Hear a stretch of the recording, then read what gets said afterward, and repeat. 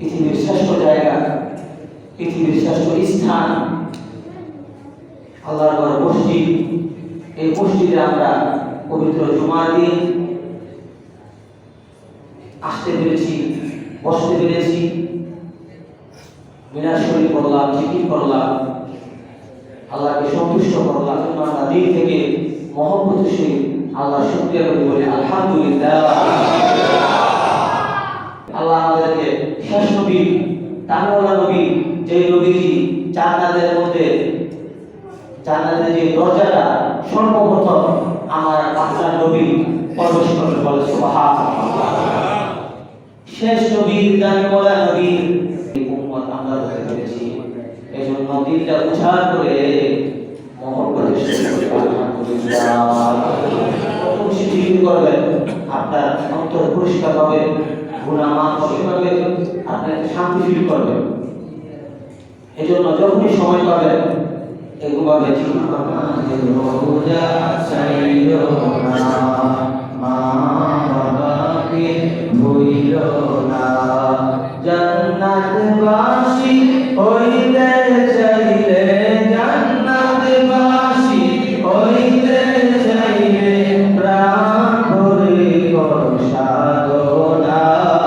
লা ইলাহা ইল্লাল্লাহ সুবহানাল্লাহ ওয়ালহামদুলিল্লাহ, লা ইলাহা ইল্লাল্লাহ হাসবি রাব্বি জাল্লাল্লাহ মা ফি কলবি গায়রুল্লাহ।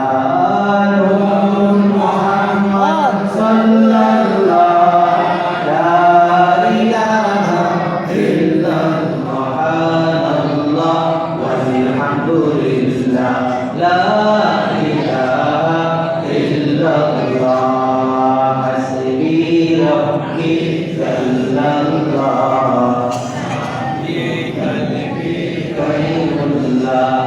নূর মুহাম্মদ সাল্লাল্লাহ, লা ইলাহা ইল্লাল্লাহ সুবহানাল্লাহ ওয়ালহামদুলিল্লাহ, লা ইলাহা ইল্লাল্লাহ হাসবি রাব্বি জাল্লাল্লাহ মা ফি কলবি গায়রুল্লাহ।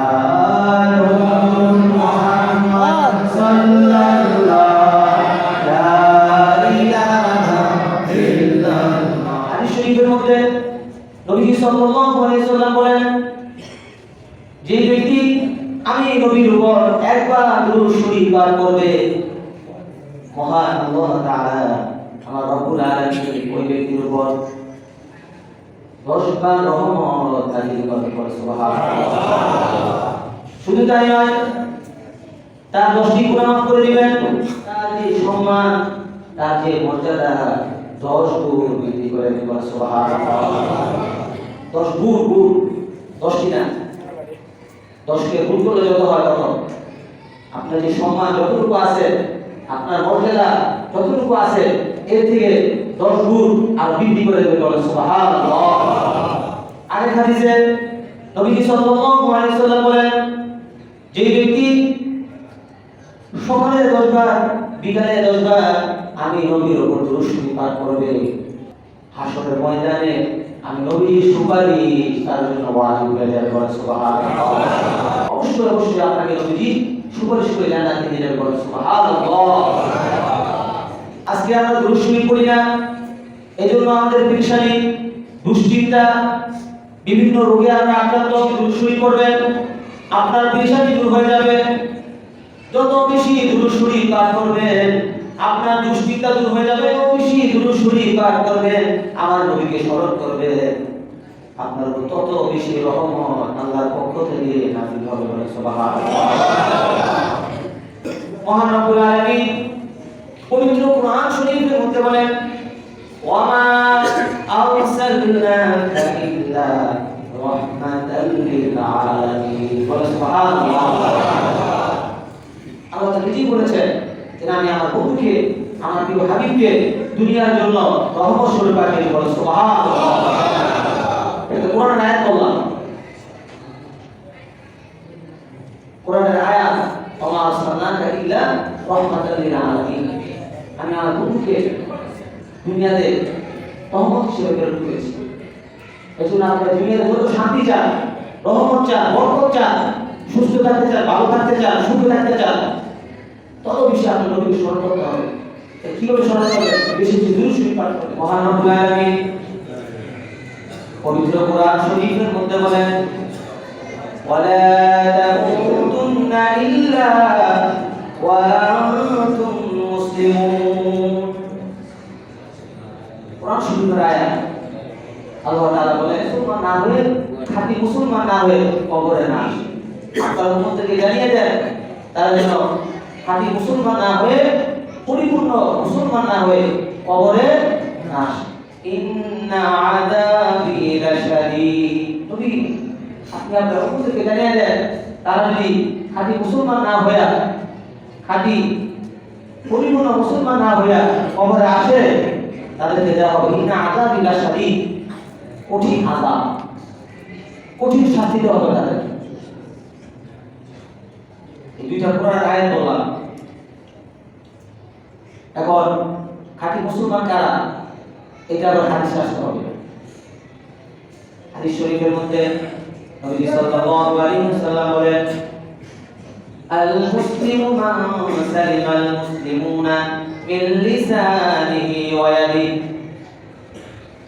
নবী হাদিস শরীফের মধ্যে বলেন, খাঁটি মুসলমান ওই ব্যক্তি, পরিপূর্ণ মুসলমান ওই ব্যক্তি যাহার হাত ও মুখ হতে অপর মুসলমান নিরাপদ থাকে। কিন্তু আজকে দেখা যায় আমাদের এই হাত আর মুখ থেকে অপর মুসলমান নিরাপদ নয়। আমরা এই মুখ দিয়ে কত মানুষকে কষ্ট দিই, আঘাত করি, সমালোচনা করি, গীবত করি, গালি দিই, যা মনে চায় তা বলে দিই। কাদের বলি? আমাদের কি মুসলমান না? সবাই আমরা মুসলমান না? আমাদের সমাজে তো হিন্দুটা থাকে না, আছে? তাইলে আমরা এরকম মুখ দিয়া বিভিন্ন মানুষদেরকে, মুসলমানদেরকে কষ্ট দিই। তারপরে হাত, এই হাত দিয়া আমার শক্তি আছে, যে কেউ খবর দিয়ে দিই, লাঠিটা পিটাই। এই হাত দিয়া কত অন্যায় কাজ করি। তাহলে আমরা কিভাবে পরিপূর্ণ মুসলমান হইলাম? আপনি যদি এই মুখ দিয়ে মানুষকে কষ্ট দেন, মানুষের নামে সমালোচনা করেন, মানুষকে অসম্মানী করেন, মানুষের নামে গীবত করেন, পরনিন্দা করেন, এই হাত দিয়ে যদি কাউকে আঘাত করেন, এই হাত দিয়ে যদি কোনো অন্যায় কাজ করেন, তাহলে আপনি পরিপূর্ণ মুসলমান হতে পারবেন না। আর যদি পরিপূর্ণ মুসলমান না হয়ে কবরে যান, তাহলে আমার আল্লাহ আপনার জন্য রেখেছে কঠিন আযাব, কঠিন শাস্তি। কবরে রাখার পরেই আযাব শুরু হয়ে যাবে আপনার জন্য। কবরের দুই পাশের মাটি অর্থকে আপনাকে একটা চাপ দিবে। কবরের মধ্যে জাহান্নামের শাস্তি শুরু হয়ে যাবে। আর যদি আপনি দুনিয়ায় থাকা অবস্থায় আপনার এই জবান, এই মুখকে হেফাজত করেন, কাউকে কষ্ট না দেন, কাউকে অসম্মানী না করেন, কারো বিরুদ্ধে কোনো মিথ্যাচার না করেন, সমালোচনা না করে, এই হাত দিয়ে যদি কাউকে কষ্ট না দেন, তাহলে কবরে যাওয়ার পরে আমার আল্লাহ আপনার কবরটা জান্নাতের বাগান বানিয়ে দেবে। সুবহানাল্লাহ। কবরটা জান্নাতের বাগান হয়ে যাবে। কবরের মধ্যে লাইট, ফ্যান, এসি, ভালো বিছানা, ভালো খাবার, সব কিছু তৈরি হয়ে যাবে যদি আপনি এই মুখ আর হাত যদি হেফাজত করতে পারেন, কাউকে কষ্ট না দেন, তাহলে আপনার কবরটা হয়ে যাবে জান্নাতের বাগান। জান্নাতে নিয়ামত দিয়ে আল্লাহ তাআলা আপনার কবরটা ভরপুর করে দেবেন। সুবহানাল্লাহ। এই জন্য আমরা যতদিন দুনিয়াতে বেঁচে থাকবো, নেক আমল করবো, বেশি বেশি দুরূদ শরীফ পাঠ করবো, আর এই মুখ এবং হাত থেকে অপর মুসলমানদের কোনো কষ্ট না পায়, আঘাত না পায়, এই জন্য সবসময় সচেতন থাকতে হবে।